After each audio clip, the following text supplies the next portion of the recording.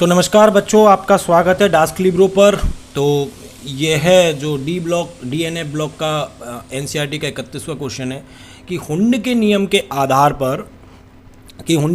आधार पर cerium 3+ ion के electronic विन्यास को व्युत्पन्न कीजिए। ठीक है, तो सेरियम हमारा आता है और इससे प्रचक्रण मात्र सूत्र के आधार पर चुंबकीय आघूर्ण की गणना कीजिए।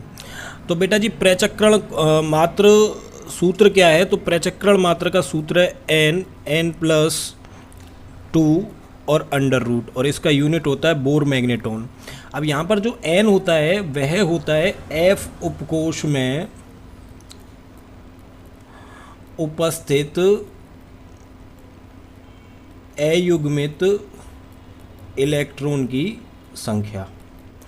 ठीक है, तो हमको क्या करना है कि सबसे पहले सेरियम 3+ का अपन इलेक्ट्रॉनिक विन्यास लिखेंगे, और इलेक्ट्रॉनिक विन्यास लिखने के बाद में हम इस प्रश्न में ये जानेंगे कि सेरियम के 4f उपकोष में कितने अयुग्मित इलेक्ट्रॉन उपस्थित हैं, और जितने अयुग्मित इलेक्ट्रॉन उपस्थित हैं उस आधार पर हम यहाँ पर इस फॉर्मूले में n की वैल्यू को पुट करके नहीं इसका आंसर निकाल लेंगे। बड़ा इजी क्वेश्चन है, तो सॉल्व करते हैं।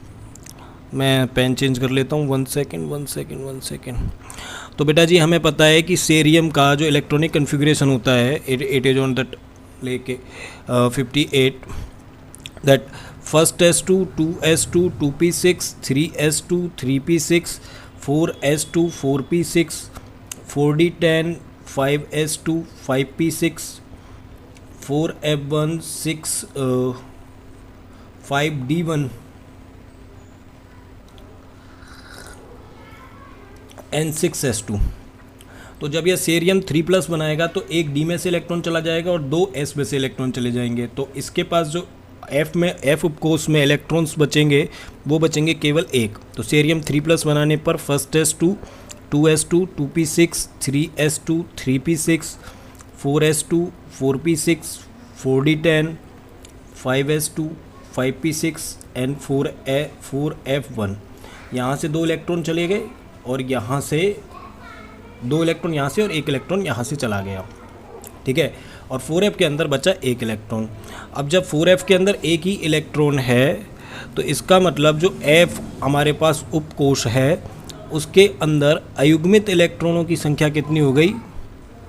उनके अंदर अयुग्मित इलेक्ट्रॉनों की संख्या हो गई 1।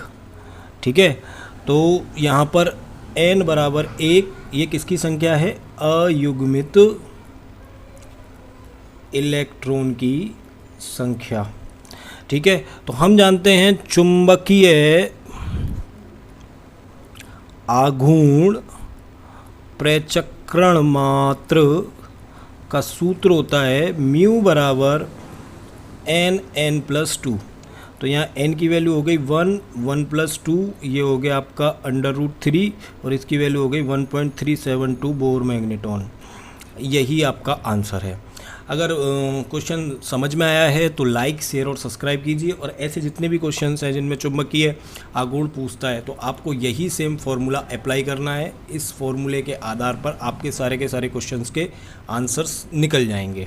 ठीक है, मिलते हैं।